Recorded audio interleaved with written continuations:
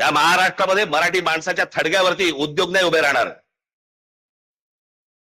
उद्योग आणायचे असतील तर मराठी माणसाचा मान सन्मान राखूनच तुम्हाला उद्योग आणावे लागतील, त्याशिवाय तुम्हाला आणता येणार नाहीत.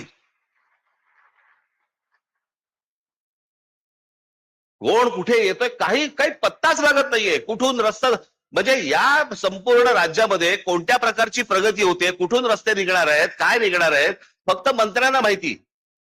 का? तेच ठरवणार आणि रस्ता व्हायच्या अगोदर तेच जमिनी घेणार आणि मग या सगळ्या उद्योगपतींशी व्यवहार करणार आणि मग सगळे गब्बर होणार आणि मग निवडणुकीच्या तोंडावरती विषय गेला बाजूला, विचार गेला बाजूला, फक्त तोंडावर तुमच्या पैसे फेकून मारणार आणि तुमच्याकडनं मतं घेणार. एवढा एकमेव उद्योग महाराष्ट्रात सुरू आहे. कोणी त्याच्या खोलात जाऊन बघायला तयार नाही, कोणी त्याच्या खोलात जाऊन विचार करायला तयार नाही की ह्याच्या पुढे काय होणार आपलं. थोडक्यात जमिनी विकायच्या, तुमच्याकडे काहीतरी चिटूर पिटूर काहीतरी येणार आणि मग ते पैसे आले की मग ते पण काढायला मोकळेच आहेत. सर्वाधिक डान्स बार हे रायगड जिल्ह्यामध्ये बंद झाले होते ना हो.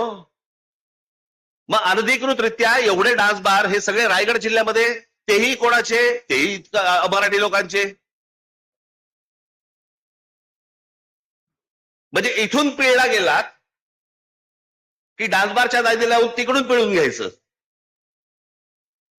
अवा रायगड जिल्हा आहे ना हो, आमच्या शिवछत्रपतींची राजधानी आहे ना इथे.